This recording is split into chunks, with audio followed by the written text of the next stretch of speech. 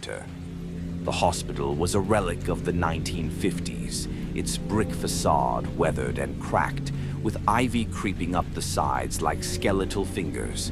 I had been working the night shift as a security guard for about 3 months now, and while the job was mostly uneventful, there was something about the building that always made my skin crawl. Maybe it was the way the fluorescent lights flickered in the empty hallways, or the faint whispers that seemed to echo when no one was around. But tonight, something felt different. I grabbed my flashlight and clipboard, locked my car, and made my way to the employee entrance. The automatic doors hissed open, and I was greeted by the sterile smell of antiseptic and the faint hum of the HVAC system. The lobby was deserted, as usual, except for Linda, the night receptionist, who gave me a tired smile as I signed in. "Quiet night so far," she said, her voice barely above a whisper. "But you know how it is. Things can change in an instant."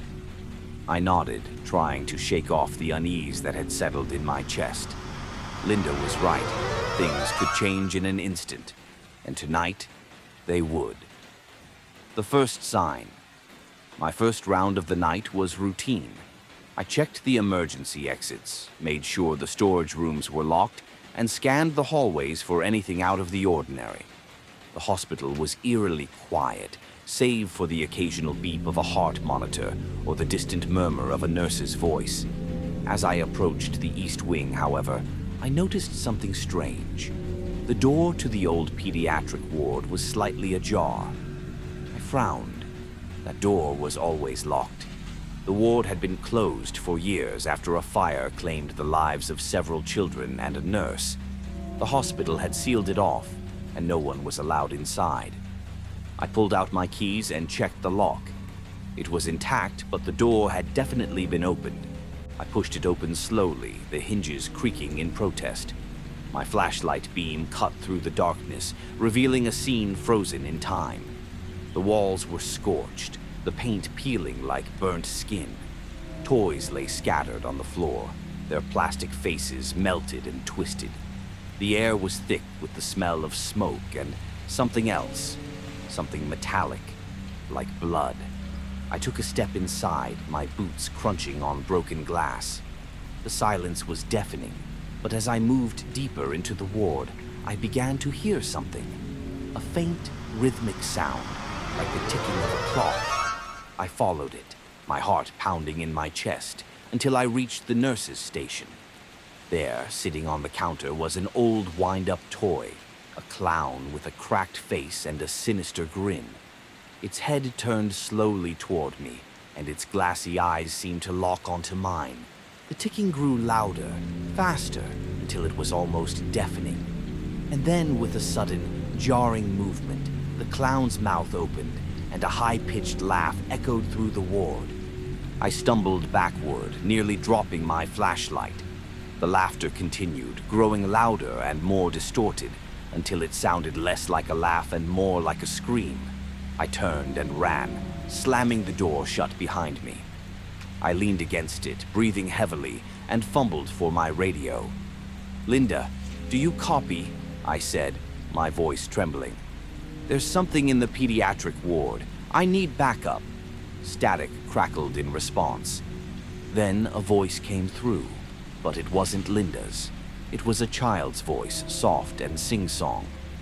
"Come play with us." The second sign. I dropped the radio as if it had burned me. The voice was gone, replaced by the usual static, but the damage was done. My mind raced as I tried to make sense of what had just happened. Was I hearing things? Was this some kind of prank? I didn't have time to think about it. I needed to get out of there. I hurried back to the lobby where Linda was still sitting at her desk. She looked up as I approached, her expression one of concern. "Are you okay?" she asked. "You look like you've seen a ghost."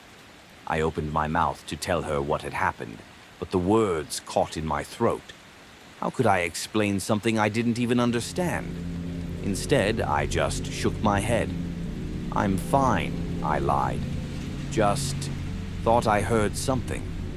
Probably nothing." Linda gave me a skeptical look but didn't press further. I decided to take a break and headed to the break room to collect my thoughts. As I sat there, sipping a cup of coffee that did little to calm my nerves, I couldn't shake the feeling that I was being watched. The break room had a large window that overlooked the parking lot. I glanced outside, half expecting to see someone, or something, staring back at me. But the lot was empty, the only movement coming from the swaying branches of the trees in the wind. And then I saw it, a figure standing at the edge of the lot, just beyond the reach of the street lights. It was tall and thin, its limbs unnaturally long, and its head tilted at an odd angle. I couldn't make out its face, but I could feel its gaze on me, cold and unrelenting. I blinked, and it was gone. The third sign. The rest of my shift passed in a blur. I tried to focus on my rounds, but my mind kept drifting back to the clown, the voice on the radio, and the figure in the parking lot. By the time 6 a.m. rolled around, I was exhausted, both physically and mentally. As I was preparing to leave, Linda stopped me at the door. "Be careful out there," she said, her tone unusually serious.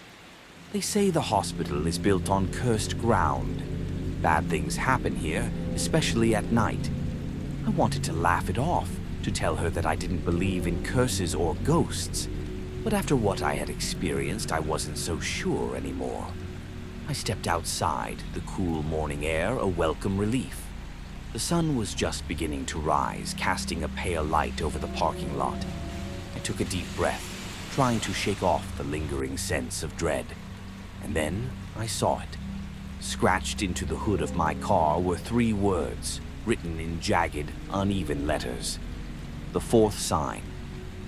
I stared at the words, scratched into the hood of my car, my heart pounding in my chest. The letters were jagged, as if carved by something with sharp, uneven claws. My mind raced, trying to make sense of it. Was this some kind of sick joke? Had someone followed me out here? I glanced around the parking lot, but it was empty. The only sound was the faint rustling of leaves in the wind. I pulled out my phone and snapped a picture of the message, my hands trembling. I didn't know what else to do. I couldn't report this to the police. They'd think I was crazy. And I couldn't tell Linda or anyone else at the hospital. They'd either laugh it off or tell me to quit. But I couldn't quit. I needed this job. I got into my car and drove home, the words burning in my mind. "We're watching you."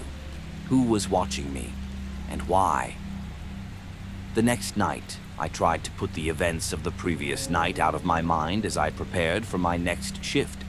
I told myself it was just a prank, that someone was messing with me. But deep down, I knew better. Something was wrong, terribly wrong, and I couldn't ignore it. When I arrived at the hospital, Linda was at her desk as usual. She gave me a nod as I signed in, but there was something different about her tonight. She seemed nervous. Her eyes kept darting toward the hallway, as if she expected something to come creeping out of the shadows. "Everything okay, Linda?" I asked, trying to sound casual. She hesitated, then forced a smile. "Yeah, just long night, you know?" I didn't press her, but I could tell she was hiding something. I made a mental note to keep an eye on her as I started my rounds. The basement. The first few hours of my shift were uneventful. I checked the doors, walked the hallways, and tried to convince myself that everything was normal. But as I approached the basement door, I felt that familiar sense of dread creeping back in. The basement was off-limits to everyone except maintenance staff. It was a dark, damp place filled with old equipment and forgotten supplies. I had never been down there, and I had no intention of going now. But as I turned to walk away, I heard it. A faint, rhythmic knocking coming from behind the door. I froze, my hand hovering over the doorknob. The knocking continued, slow and deliberate, like someone was trying to get my attention. I knew I should walk away, but something compelled me to open the door. The stairs leading down to the basement were steep and narrow, the walls lined with peeling paint and exposed pipes. My flashlight beam barely cut through the darkness as I descended, each step creaking under my weight.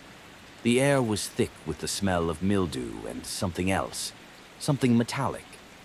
At the bottom of the stairs, I found myself in a long, narrow hallway. The knocking had stopped, replaced by an eerie silence.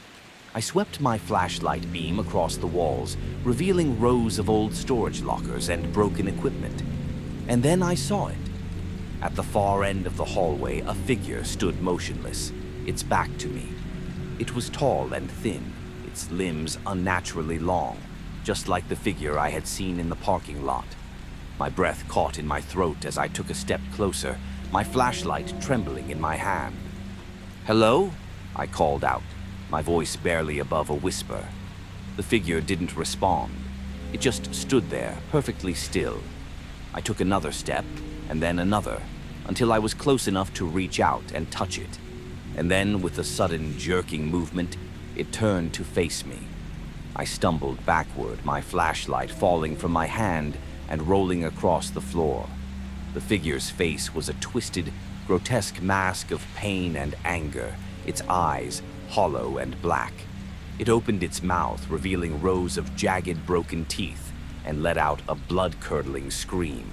I turned and ran, my heart pounding in my chest. I didn't stop until I reached the lobby, where Linda was waiting for me, her face pale and drawn. "What happened?" she asked, her voice trembling. I couldn't speak. I just shook my head and collapsed into a chair, my hands still shaking. The truth. Linda sat down beside me and placed a hand on my shoulder. "You saw it, didn't you?" she said quietly. I looked at her, my eyes wide with fear. "Saw what?" She hesitated, then sighed. "The hospital. It's haunted. Everyone who works here knows it, but no one talks about it. Bad things happen here, especially at night. People hear voices, see things, some even disappear." I stared at her, my mind reeling. "Why didn't you tell me?" "Because I didn't want to scare you," she said. "But now that you've seen it, you need to know the truth. The hospital was built on cursed ground. Decades ago, this land was used for something terrible, and the spirits of those who died here, they're still here. They're angry, and they're looking for revenge." I felt a chill run down my spine. "What do I do?" Linda looked at me, her eyes filled with pity. "You leave. You quit this job and never come back, because if you stay, they'll never let you go." The final night, I didn't listen to Linda. I couldn't. I needed this job, and I wasn't going to let some ghost story scare me away. But as I started my next shift, I couldn't shake the feeling that something was watching me, waiting for me. The night started like any other. I did my rounds, checked the doors, and tried to ignore the creeping sense of dread. But as I approached the pediatric ward, I heard it again. The faint, rhythmic ticking of the wind-up clown. I pushed the door open, my flashlight beam cutting through the darkness. The clown was still sitting on the counter, its cracked face turned toward me. But this time, it wasn't alone. The room was filled with children, dozens of them, their faces pale and lifeless, their eyes hollow and black. They stood motionless, staring at me with expressions of pure hatred. And then, as one, they began to move. I turned and ran, but the door slammed shut behind me. I was trapped. The children closed in around me, their cold hands reaching out to grab me. I screamed, but no one could hear me. No one could save me. And then, everything went black. Epilogue. When I woke up, I was in the hospital bed, hooked up to machines. Linda was sitting beside me, her face pale and drawn. "What happened?" I asked, my voice barely above a whisper. Linda hesitated, then sighed. "We found you in the pediatric ward, unconscious. You've been out for 3 days." I felt a chill run down my spine. "The children. They were there. They tried to..." Linda cut me off, her voice firm. "There were no children. The ward has been empty for years. I wanted to argue, to tell her what I had seen, but I knew it was no use. No one would believe me. No one ever does. I quit my job that day and never went back. But sometimes, late at night, I still hear the ticking of the wind-up clown. And I know they're still watching me.